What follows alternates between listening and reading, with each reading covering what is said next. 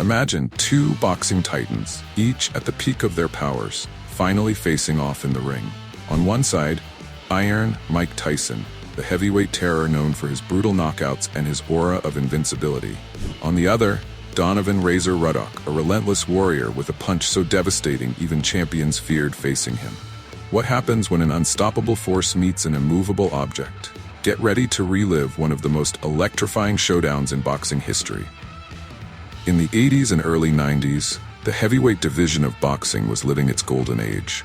Names like Mike Tyson, Evander Holyfield, and Riddick Bowe dominated the headlines. But there was one fighter who sent chills down even these giants' spines: Donovan Ruddock. With an impressive streak of 15 consecutive victories, 13 of them by knockout, Ruddock was the walking nightmare of the division. His signature punch, a lethal mix of hook and uppercut nicknamed the Smash, left a trail of destruction wherever he went. But what made Ruddock even more fearsome? The fact that the biggest names in the sport seemed to avoid him at all costs. Mike Tyson, the undisputed champion at the time, had signed a contract to face Ruddock in November 1989. But surprisingly, Tyson backed out of the fight, citing bronchitis. Coincidence or not, less than 3 months later, he fought Buster Douglas in a bout that would change the course of boxing history. It wasn't just Tyson who seemed hesitant at the prospect of facing Razor. Evander Holyfield, another big name in the category, opted to fight veteran George Foreman instead of accepting Ruddock's challenge. Riddick Bowe, a rising star, also turned down the fight without giving further explanations. This apparent reluctance to face Ruddock raised an intriguing question.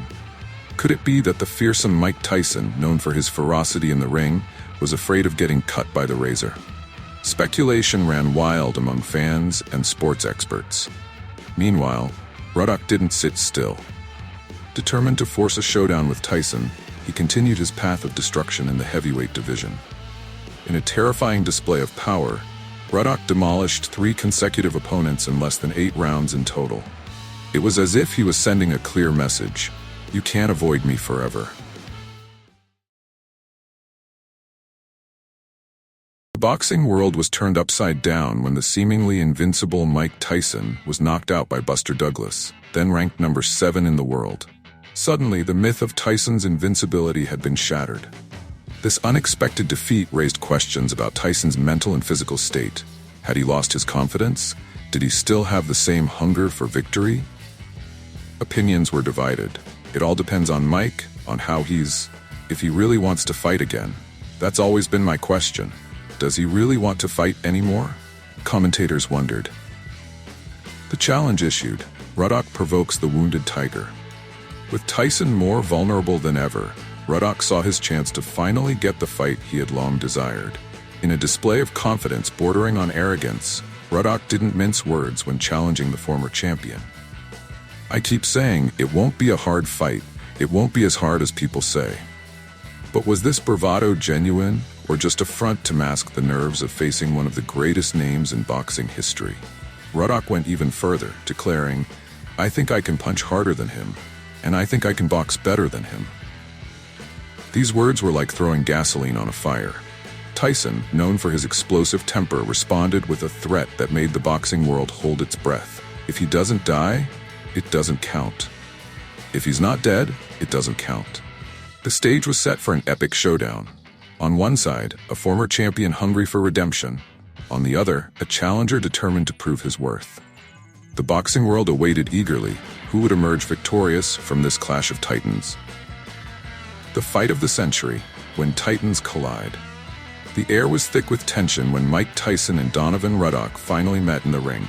The eyes of the boxing world were fixed on this fight, which promised to be more than just a match. It was a clash of styles, personalities, and legacies.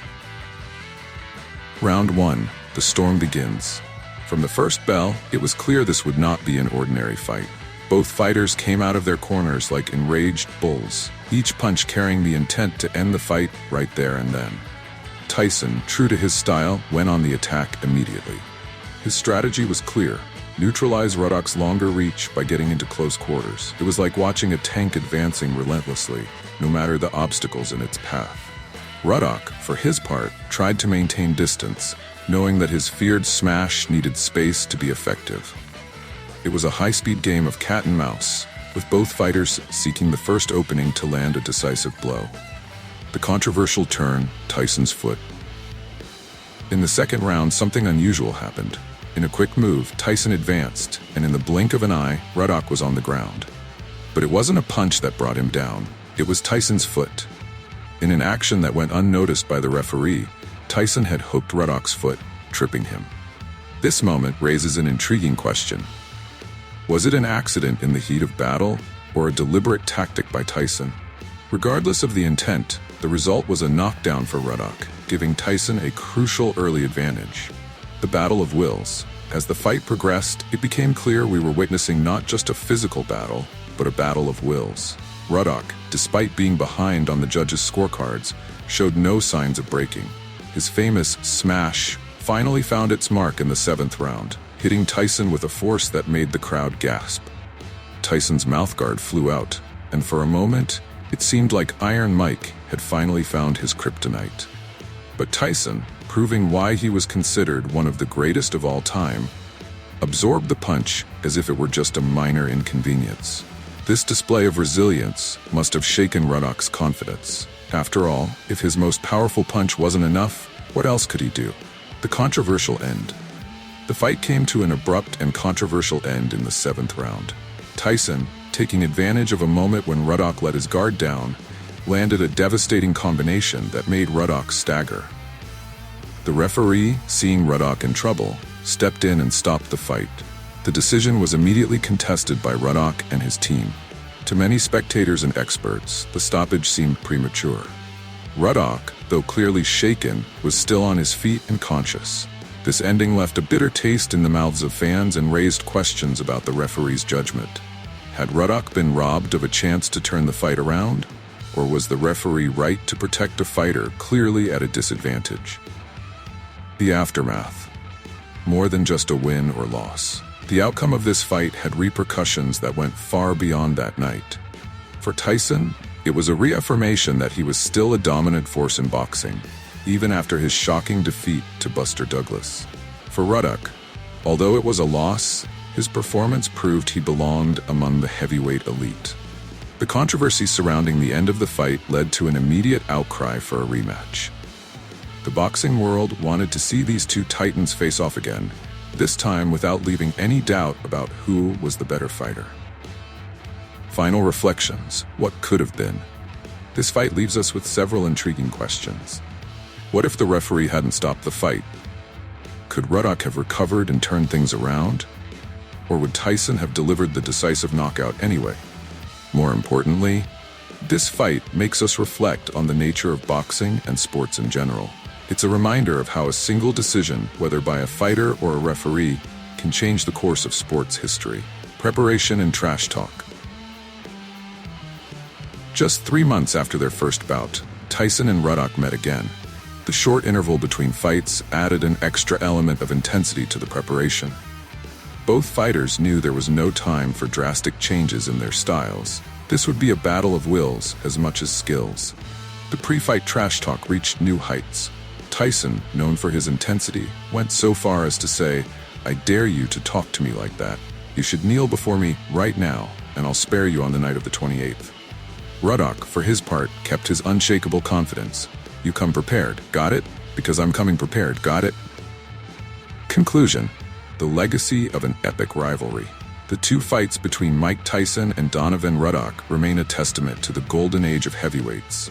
They remind us why boxing is called the noble art, not just for the skill and strength displayed, but for the courage and determination exhibited by both fighters.